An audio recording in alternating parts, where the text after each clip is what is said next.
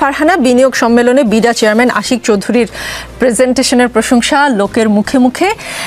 কোনো রাজনৈতিক দল যদি আজকে ক্ষমতায় থাকতো তাহলে কি এমন প্রেজেন্টেশন আমরা দেখতে পেতাম? মানে রাজনৈতিক সরকারের নিয়োগ কি কখনো এমন হয়? আপনাকে অসংখ্য ধন্যবাদ।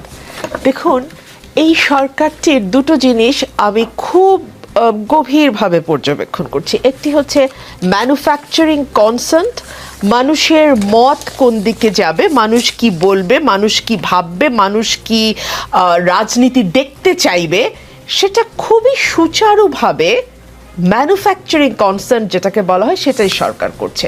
আর দুই হচ্ছে এই সরকারের পিআর অসাধারণ। সেই পিআরের ফল আসলে বাংলাদেশে আমরা কতটুকু ঘরে তুলতে পারবো সেই প্রশ্ন থেকেই যায়। কিন্তু ডক্টর মোহাম্মদ ইউনূস তিনি পিআরের ব্যাপারে একজন অতি দক্ষ মানুষ এবং তিনি তার দক্ষতাকে সর্বোচ্চ পর্যায়ে কাজে লাগাচ্ছেন। ধরুন, যেই ব্যক্তিটি বাংলাদেশে একটি অন্তর্বর্তীকালীন সরকারের প্রধান হিসেবে এসছে, আমরা যার মুখে বারবার শুনেছি তিনি রাজনীতি করতে চান না, রাজনীতির ব্যাপারে তার বিন্দুমাত্র আগ্রহ নেই, তিনি যখন ঈদের পরে হাত মেলান ঈদের দিন সকালবেলা, তখন 5 বছর 5 বছর 3 বছর 3 বছর রব ওঠে। এবং তার আগে থেকেই কিন্তু সোশ্যাল মিডিয়াতে এক ধরনের ইঙ্গিত আমরা পাই যখন সার্জিস আলম বলে আপনাকে আমরা আসলে নির্বাচিত সরকারের প্রধানমন্ত্রী হিসেবে আমার চিরজীবনের স্বপ্ন 5 বছর যদি আপনাকে পেতাম। ওই যে একটা ইন্ডিকেশন, সেই ইন্ডিকেশনটা কিন্তু এখন ধীরে ধীরে বাড়ছে এবং এটি বাড়তেই থাকবে বলে আমরা মনে করছি। দেখুন, আমাদের বিনিয়োগ একটু মাঝখানে একটা প্রশ্ন করি, মানুষ কি চায়, মানুষ কি শুনতে চায়, দেখতে চায়, এটা যদি সরকার বুঝে এবং সেই অনুযায়ী কাজ করে এতে সমস্যার কি আছে? কাজ যদি করে কোনো সমস্যা নাই, কিন্তু মুশকিল হচ্ছে আপনি যদি একটা গল্প আসলে না বলেই পারছি না, আমি একটু সময় দেন আমাকে। একজন ভদ্রলোক বিয়ের পর দিন ডিভোর্স দিলেন তার ওয়াইফকে, এটা সত্য ঘটনা।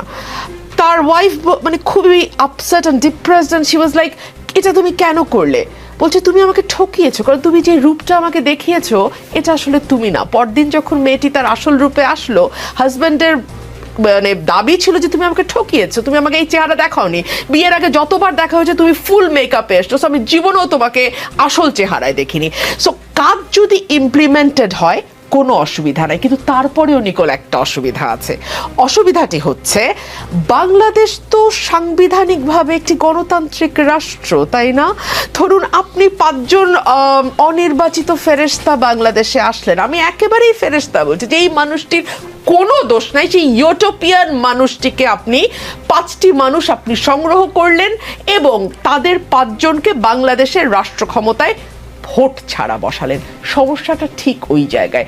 হয় আপনি সংবিধান পরিবর্তন করে এমন কিছু প্রভিশন আনতেই পারেন, মানে বাংলাদেশের মেজরিটি যদি চায় যে অসাধারণ অনির্বাচিত ব্যক্তিরা যারা বিভিন্ন ক্ষেত্রে তাদের উজ্জ্বলতার স্বাক্ষর রেখেছেন তারা বাংলাদেশকে রান করবেন, সেটা তারা সেরকম যদি বাংলাদেশের মেজরিটি চায় সেটা